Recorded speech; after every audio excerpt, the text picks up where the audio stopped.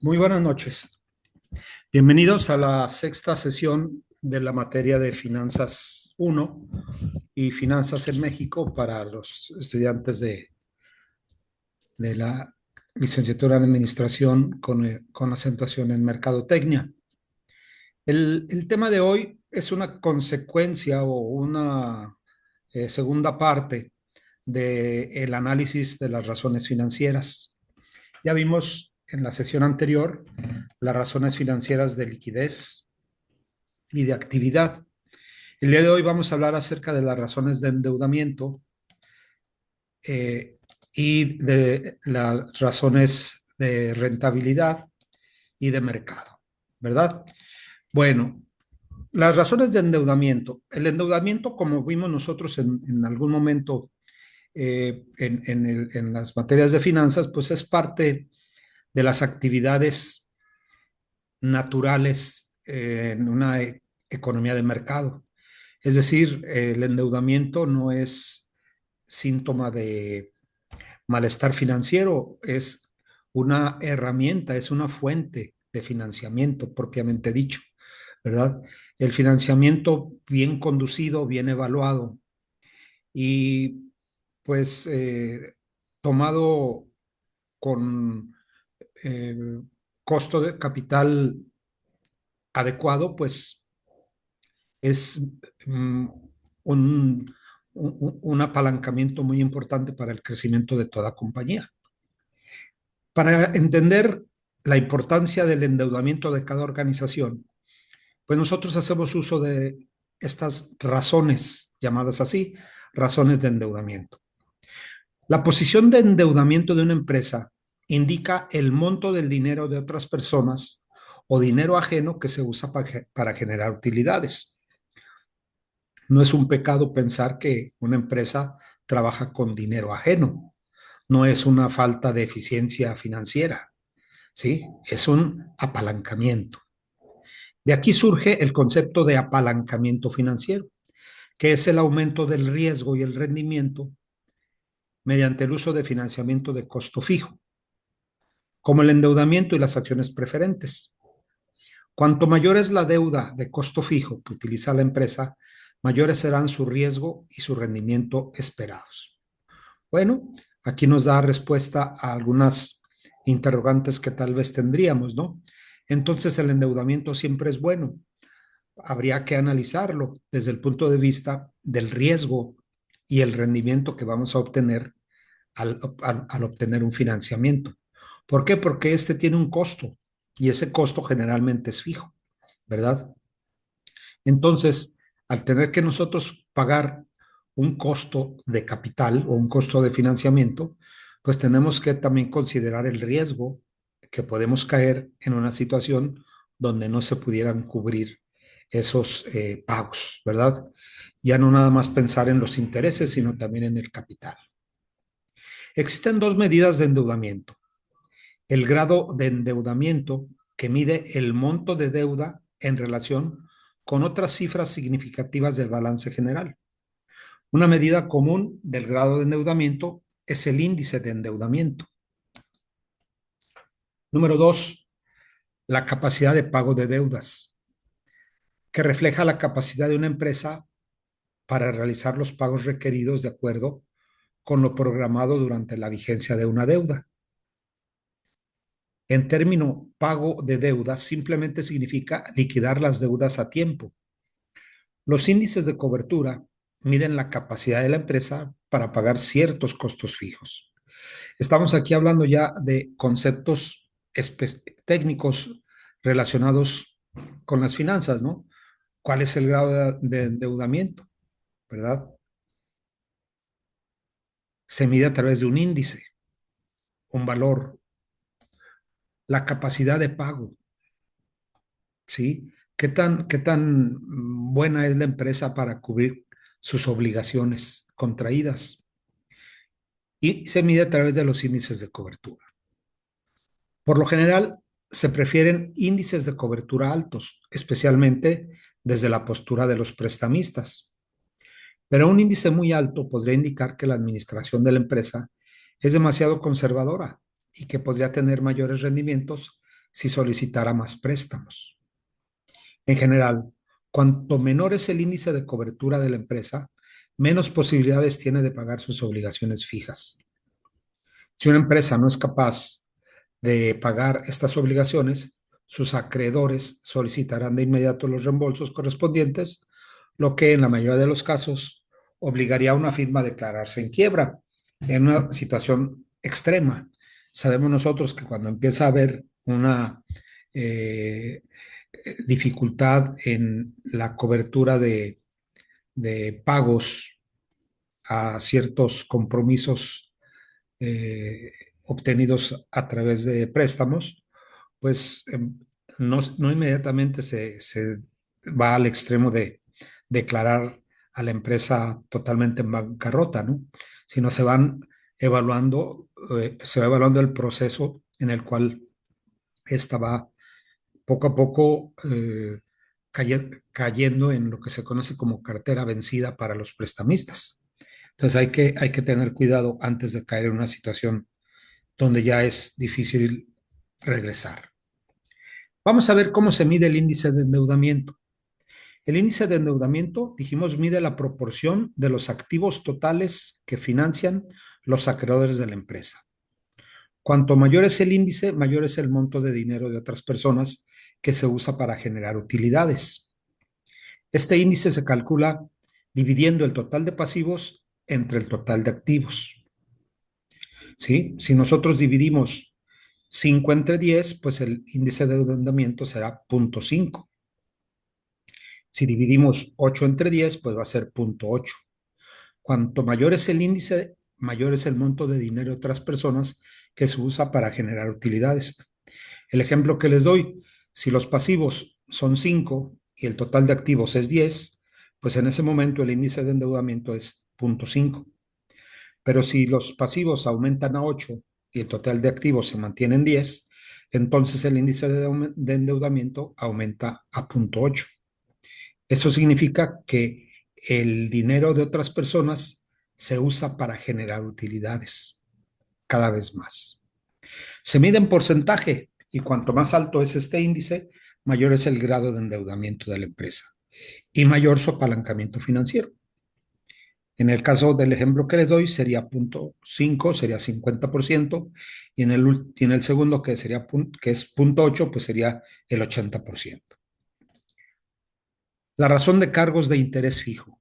Acuérdense que los intereses luego a veces son los causantes de que se caiga en una situación de incumplimiento de pago.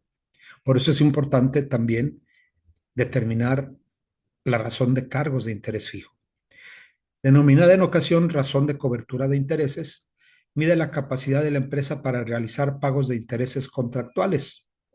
Cuanto más alto es su valor, mayor es la capacidad de la empresa para cumplir con sus obligaciones de intereses.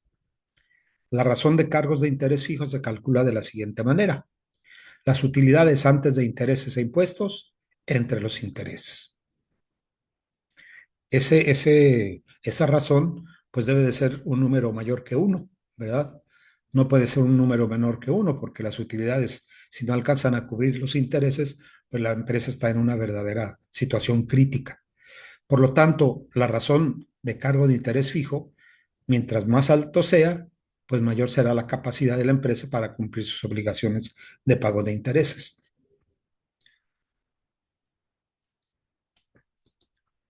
El índice de cobertura de pagos fijos. Esta fórmula es un poco más amplia que la anterior, en la cual se reflejan gastos fijos, como por ejemplo el arrendamiento en una situación en la cual la empresa presentará ese gasto, ¿verdad?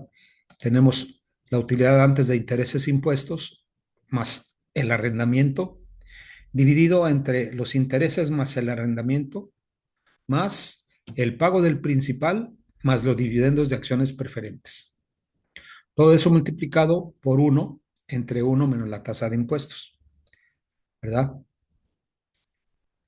Al igual que la razón de cargos de interés fijo, el índice de cobertura de pagos fijos mide el riesgo. Cuanto menor es el índice, mayor es el riesgo, tanto para los prestamistas como para los dueños de la empresa. Cuanto mayor es el índice, menor es el riesgo.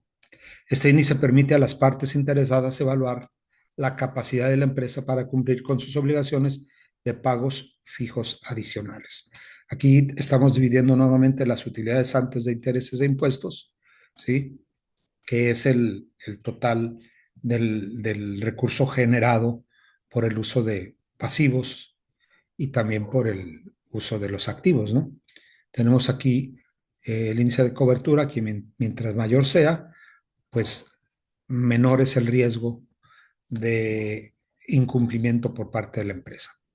Tenemos entonces el cálculo del índice de endeudamiento, total de pasivos entre total de activos, la razón de cargos de interés fijo, utilidad antes de intereses e impuestos entre los intereses, y el índice de cobertura de pagos fijos. Pasemos ahora a los índices de rentabilidad. La información que vimos en las diapositivas anteriores, bueno, pues su fuente es el estado de resultados, ¿verdad? Y también el balance general, pasivos, total de activos, utilidades antes de intereses e impuestos, intereses, igualmente en el estado de resultados, el índice de cobertura de pagos fijos. Ahora, pasando al índice de rentabilidad. ¿Qué es la rentabilidad? Bueno, pues es el rendimiento, ¿no? O el porcentaje obtenido en un proyecto de inversión, ¿sí? Cubriendo ya el costo de capital. Existen muchas medidas de rentabilidad. En conjunto, estas medidas permiten a los analistas evaluar las utilidades de la empresa respecto a un nivel determinado de ventas, cierto nivel de activos o la inversión de los propietarios. Sin utilidades, una compañía no podría atraer capital externo. Los dueños, los acreedores y la administración prestan mucha atención al incremento de las utilidades debido a la gran importancia que el mercado otorga a las ganancias. En este tipo de índices o de razones, nosotros vamos a pensar siempre en el concepto de las utilidades que genera la empresa. ¿Sí? ¿En función a qué? Pues en función a lo que vende, al uso de activos o de los activos con que cuenta y también pues a la inversión de los propietarios, el capital total. En el estado de pérdidas y ganancias vamos a hacer una pequeña referencia a uno que le llamamos estado de pérdidas y ganancias de tamaño común. El estado de resultados en el que cada rubro se expresa como un porcentaje de las ventas. Tres índices de rentabilidad citados con frecuencia y que se pueden leer directamente en el estado de pérdidas y ganancias de tamaño común son el margen de utilidad bruta, el margen de utilidad operativa y el margen de utilidad neta.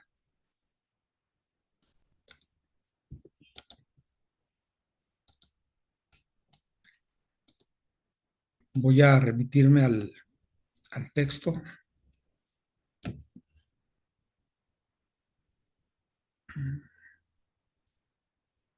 Déjenme ver.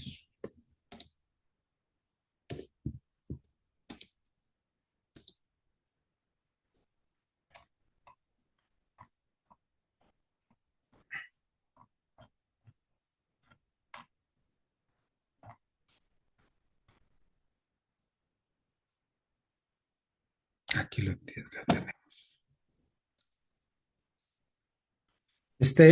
¿Sí ven la diapositiva del estado de pérdidas y ganancias? Sí, maestro. Sí, maestro. ¿Sí? Ok. Bueno, este es el llamado estado de pérdidas y ganancias de tamaño común. Es un ejemplo de una compañía donde me dice que las ventas representan el 100%. Sí, aquí tenemos dos estados de resultados o pérdidas y ganancias para el 2011 y para el 2012. Acuérdense que habíamos dicho que era muy importante que estuvieran fechados en los mismos periodos, al 31 de diciembre. Bueno, es un análisis comparativo. En ambos se utilizan las ventas como el 100%. ¿verdad? De donde se van a ir calculando los datos de manera vertical. Así tenemos el costo de bienes vendidos, que es el 67.9% de las ventas. Por lo tanto, el margen de utilidad bruta pues es el 32.1, ¿verdad? Si yo comparo el 2011 con el 2012, pues decimos que el costo de los bienes vendidos ha aumentado de 66 a 67, ¿verdad? Y el margen de utilidad bruta, por lo tanto, ha disminuido del 33 al 32. Por eso dice aquí peor, ¿verdad? Sin embargo, en los gastos operativos, el gasto de ventas, ¿sí? Ha mejorado de 4.2 bajó a 3.3. Los gastos generales y administración han mejorado de 6.7 a 6.8. El gasto de arrendamiento de 1.3 a 1.1 y el gasto de precisión de 9.3 a 7.3. Aquí habría que verificar este dato, ¿no? 6.7 a 6.8, considerando las decimales. ¿Por qué dice que mejora? Aquí no está tanto mejor. Aquí aumentó el gasto general de administración, ¿verdad? Bueno, pues de esa manera nosotros vamos calculando cada una de las cifras, ¿verdad? Del estado de resultados. Y vamos analizando año con año si está mejorado o ha empeorado, ¿sí? Eso es lo que nosotros hacemos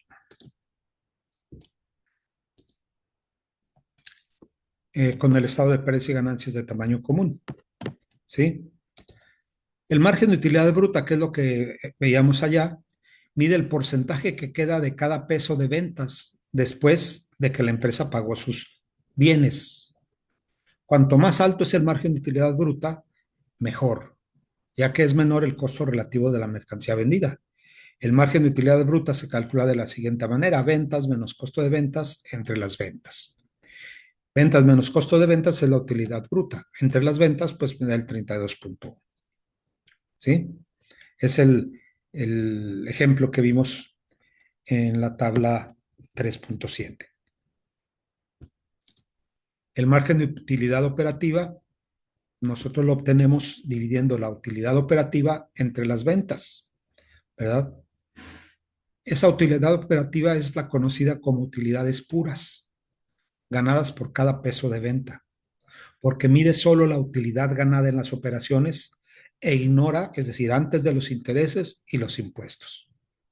¿Sí? Esa es la utilidad operativa, la utilidad pura. Es el margen de utilidad operativa. El margen de utilidad neta, pues ya es cuando se han restado los intereses, los impuestos y los dividendos de acciones preferentes que son garantizados y calculamos las ganancias disponibles para los accionistas comunes, es el margen de utilidad neta o la utilidad neta entre las ventas. ¿Sí? También, pues, ese margen pues debe de ser mayor cada vez, ¿no? Aquí una cifra importante dice: los márgenes de utilidad neta adecuados difieren considerablemente entre las industrias. Claro, si nosotros hacemos un análisis de la misma empresa, pues las cifras van a estar muy cercanas. Pero si queremos comparar una empresa de abarrotes con una empresa de joyería, pues los márgenes van a ser muy diferentes.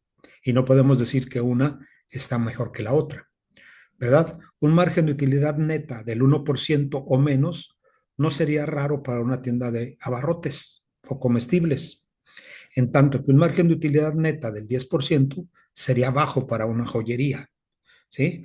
O sea, el concepto del margen de utilidad neta es relativo en términos de que no podemos tomar valores como dados por buenos o por malos, dependiendo del giro de la empresa, como lo habíamos mencionado en la semana pasada, cuando debemos de tener ciertas reservas al hacer uso del análisis de las razones financieras.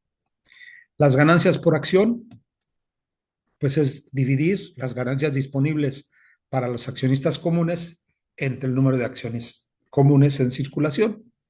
Esta cifra representa el monto en pesos obtenido para cada acción en común, para cada acción común en circulación, ¿verdad? Bueno, esas son cifras para poder nosotros ver el rendimiento de una empresa, si está generando ganancias o no. Luego tenemos el rendimiento sobre los activos totales. El rendimiento sobre los activos totales, también conocido como rendimiento sobre la inversión, mide la eficacia integral de la administración para generar utilidades con sus activos. Cuanto más alto es el rendimiento sobre los activos totales de la empresa, mejor. ¿Cómo se calcula? Pues ganancias disponibles para los accionistas comunes entre el total de activos. ¿Sí? Este valor indica que la empresa ganó tantos centavos por cada peso de inversión en activos, porque va a ser un valor menor que uno, ¿están de acuerdo? El total de activos, pues es un número significativamente más alto que las ganancias disponibles para los accionistas comunes, ¿sí? Si fuera 2 sobre 10, pues sería 0.2, ¿verdad? 20 centavos de cada peso invertido en activos. El rendimiento sobre el patrimonio, únicamente cambiamos el denominador y es las ganancias disponibles para los accionistas comunes entre el capital en acciones comunes. ¿Sí? Este mide el rendimiento ganado sobre la inversión de los accionistas comunes en la empresa. Mientras más alto, pues mejor, ¿verdad?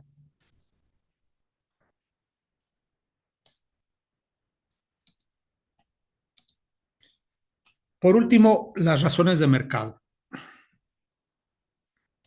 Las razones de mercado relacionan el valor de mercado de una empresa, medido por el precio de mercado de sus acciones, con ciertos valores contables.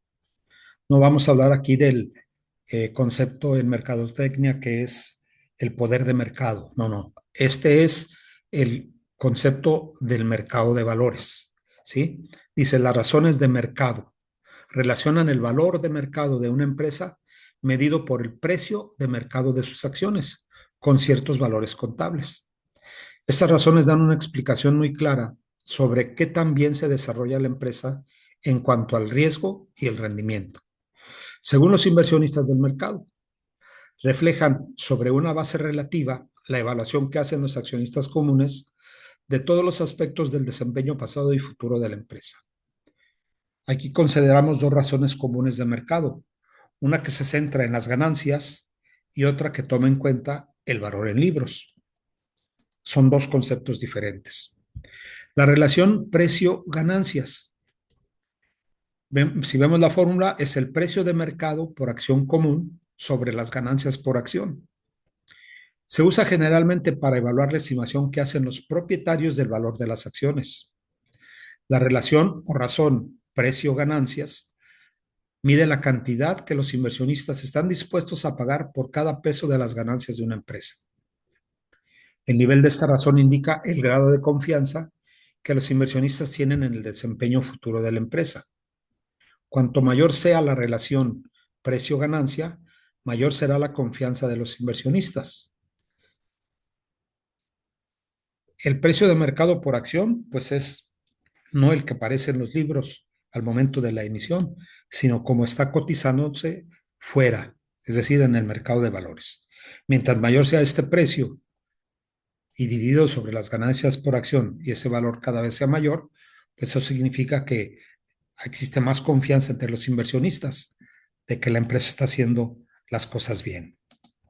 La razón mercado libro aquí es dividir el capital en acciones comunes sobre el número de acciones comunes para calcular el valor en libros. Y una vez que ya tenemos el valor en libros, dividimos el precio del mercado por acción común, como en el caso anterior, con la razón anterior, precio de mercado por acción común, pero el denominador cambia en dividirlo entre el valor en libros. ¿Sí? Ya vimos el valor en libros, pues es el capital en acciones comunes entre el número de acciones comunes. Cuando vimos la parte de la emisión, vimos que tenían un costo de emisión las acciones, ¿verdad? El costos de flotación. Bueno, pues mientras Dice, las acciones de la empresa, de empresas de las que se espera un buen desempeño, incremento en sus utilidades, aumento de su participación en el mercado o lanzamiento de productos exitosos, se venden generalmente a razones mercado libre más altas que las acciones de compañías con perspectivas menos atractivas. En pocas palabras, las firmas de las que se esperan altos rendimientos en relación con su riesgo venden a los múltiplos mercado libre más altos. Son índices que nos ayudan a medir la rentabilidad. Hasta aquí tenemos las razones financieras, ¿verdad? Las razones de endeudamiento, las razones de rentabilidad y las razones de mercado. En la semana pasada vimos las razones de liquidez y las razones de actividad, que mide las primeras, pues la capacidad que tiene la empresa para cubrir sus obligaciones de corto plazo, ¿verdad? Y en las razones de actividad, pues se mide la capacidad que tiene la empresa para poder hacer convertibles sus inventarios en efectivo, ¿verdad? La rotación de inventarios, el periodo promedio de inventarios que se tiene, etcétera. Estas son las razones financieras, los 5 grupos de razones financieras de que hablamos al principio del tema. ¿Algún comentario? Bueno, vamos a ver ahora el análisis del sistema DuPont. El sistema de análisis DuPont se utiliza para analizar minuciosamente los estados financieros de la empresa y evaluar su situación financiera. Resume el estado de pérdidas y ganancias y el balance general en 2 medidas de rentabilidad: el rendimiento sobre los activos totales y el rendimiento sobre el patrimonio.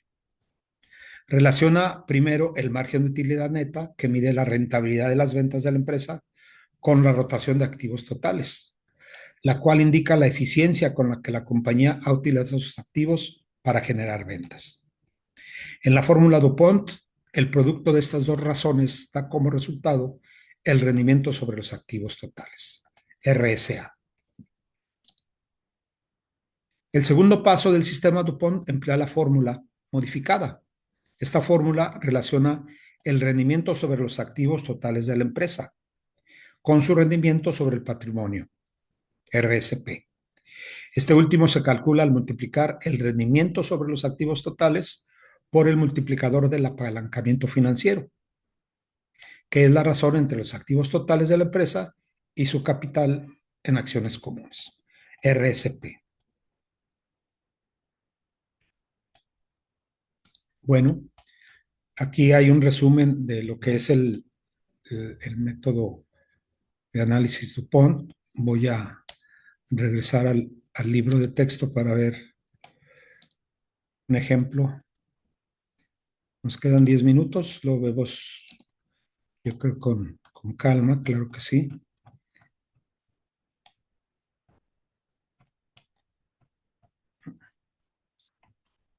Aquí está el sistema de análisis DuPont.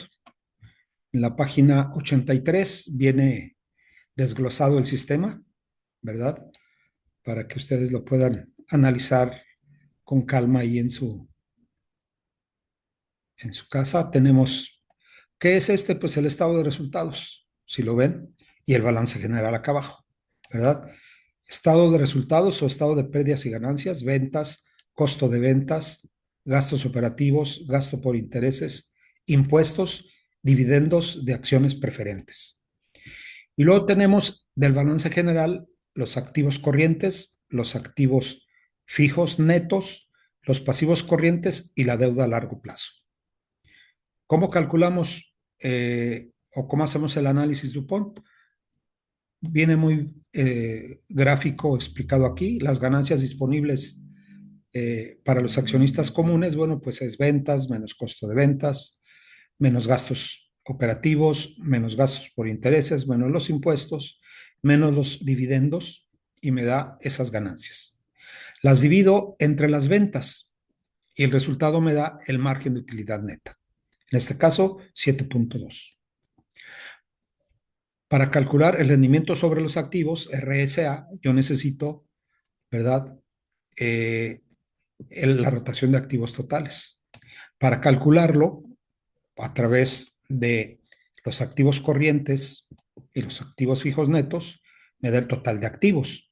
Divido ventas entre el total de activos y me da la rotación de activos totales. Multiplico ambos elementos, 7.2 por 0.85, y tengo un rendimiento sobre los activos totales de 6.1. Por otro lado, para obtener el multiplicador de apalancamiento financiero, utilizo los pasivos corrientes y la deuda a largo plazo y lo divido se lo sumo al patrimonio de las acciones de los accionistas y me da el total de pasivos y patrimonio de las acciones de los accionistas, que es igual al total de activos. Lo divido entre el capital de acciones comunes y obtengo el multiplicador del apalancamiento financiero. Ya tengo los últimos dos datos, ¿verdad? El RSA, rendimiento sobre los activos, y el MAF, multiplicador de apalancamiento financiero. Multiplico ambos resultados y obtengo el rendimiento sobre el patrimonio, que en este ejemplo es 12.6%. Sí. Sí, es un poquito. Sí, ¿Alguna pregunta?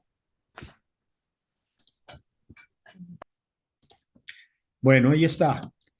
Este análisis financiero conjunta las razones y proporciones de actividad con las de rendimiento sobre ventas, dando como resultado la forma en que ambas interactúan para determinar el rendimiento de los activos. Este método también es conocido como rendimiento sobre activos totales y mide la eficiencia de la empresa en el aprovechamiento de los recursos involucrados en ella. En una parte del sistema desarrolla la rotación de activos, mostrando la suma de los activos circulantes adicionado a los activos fijos, dando el total de activos de una empresa. Este total invertido dividido por las ventas da como resultado la rotación de la inversión total.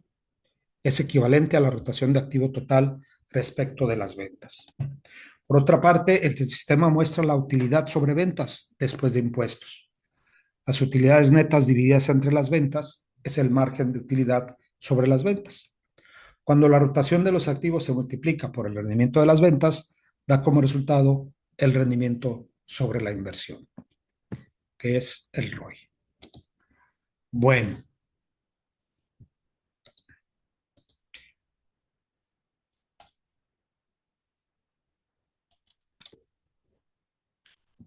Pues hasta aquí, jóvenes. Espero haya sido de suma utilidad esta sesión y pues que tengan mucho éxito en los cuestionarios. Sí, gracias, profe. Nada más hay que repasarlo despacito porque está muy completo. Pero con el resumen que vimos aquí, te pegas a un lado del libro y vas viendo Sí, con calma, ¿verdad? y así ya despacito cada filmina y con con el capítulo del libro, ahí despacito ya lo comparas y ya lo acomodas bien. Qué bueno. Ese es el objetivo, ¿verdad? Sí, y los apuntes. Sí. Sí, gracias, profe. A Que, descansar. que estén muy bien. Buenas noches. Que descansen. Buenas noches, Hasta gracias. luego. Buenas noches. Hasta luego.